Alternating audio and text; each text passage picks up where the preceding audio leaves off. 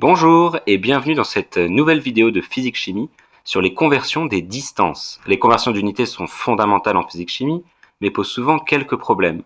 Pour réussir une conversion, il faut connaître par cœur le tableau suivant et savoir l'utiliser. Alors comment on construit ce tableau? Déjà, on peut placer les unités en blanc, 3 colonnes par 3 colonnes. On commence par les nanomètres, nm, puis les micromètres, comme un U avec un pied, puis les millimètres, puis les mètres, puis les kilomètres. Il y en a d'autres, mais on va commencer par celle-là. On peut placer les unités intermédiaires quand même, décimètre un dixième de mètre, centimètre un centième de mètre, décamètre 10 mètres et hectomètre 100 mètres. Les autres n'ont pas de nom, mais elles ne sont pas moins importantes pour autant. Alors allons-y avec un exemple.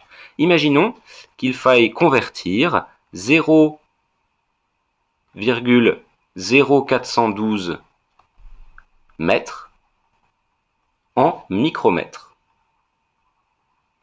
Alors, on commence par placer 0,0412 dans le tableau de telle manière à ce que la virgule tombe dans la colonne des mètres.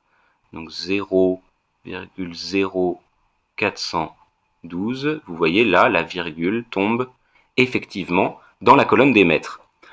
On supprime cette virgule, et puis on ajoute des zéros jusqu'à la colonne qui nous intéresse, en l'occurrence les micromètres.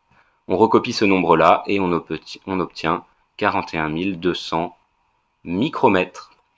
Deuxième exemple, si on a 213,2 mm et qu'on veut les convertir en décamètres, par exemple, eh bien, encore une fois, on écrit 213,2 pour que la virgule tombe dans la colonne des millimètres.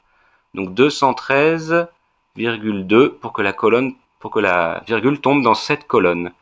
On supprime la virgule, on met des zéros jusqu'à la colonne qui nous intéresse, on remet la virgule ici et on obtient le résultat 0,02132 décamètres.